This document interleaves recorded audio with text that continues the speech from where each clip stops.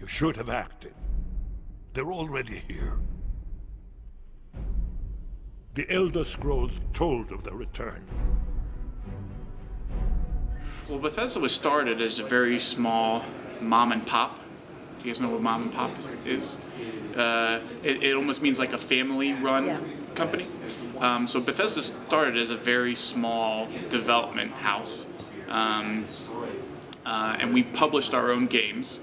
And then, you know, we kept doing that. We worked on Terminator, we did Elder Scrolls, we did Wayne Gretzky hockey and some other things. But we were small. We didn't do a lot of titles, you know, one a year or so.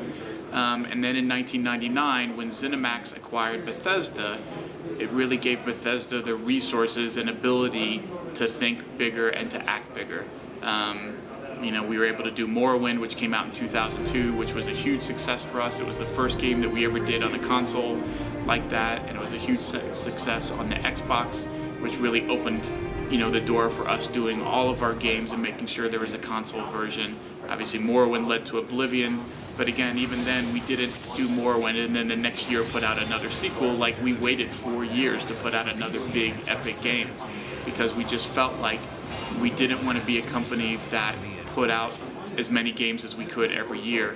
We wanted to focus on a few select big titles that when they came out, everybody stood up and took notice, and they did something different. They did things that no other game did, whether that was visually, whether that was through gameplay, or whatever it was. And that has been our philosophy all along, and that's how we got to where we are today, sticking to that philosophy. We want to focus on a few select big things. Obviously, we've gotten a lot bigger. We've acquired a number of studios, but that philosophy is still the same.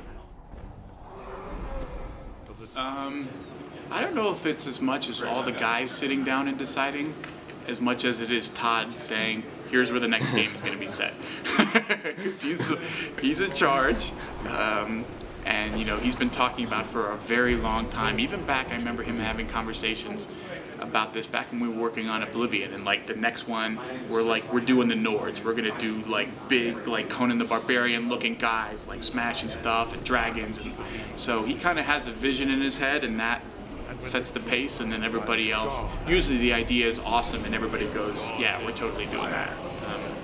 So I don't think that was designed by committee. I think that was Todd said, this is what would make the best game, and that's what we're doing. But there's one they fear.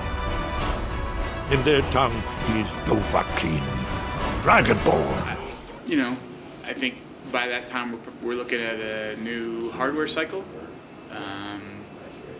I'm curious to see just how much more graphically the consoles allow us to do. And I think people keep pushing the boundaries visually of what they're able to do, but I think you're going to continue to see more and more folks explore the notions of choice and customization, whether they're playing FIFA Soccer or Elder Scrolls or Doom or whatever it is, that they'll continue to look at ways to tell better stories, give players the ability to choose what they want to do, how they want to play the game, and give them more freedom in terms of where they can go and how they can play. Because we're already seeing a lot of that. I think it's only going to continue, and I think that's where the real advances in gaming is going to come, not from. I don't know whether the next Xbox and the next PlayStation will look dramatically better than the current one. I'm more interested in, you know, how will they change how gamers are able to play, what they're able to do, how much more of a rich experience they provide. Does that make sense?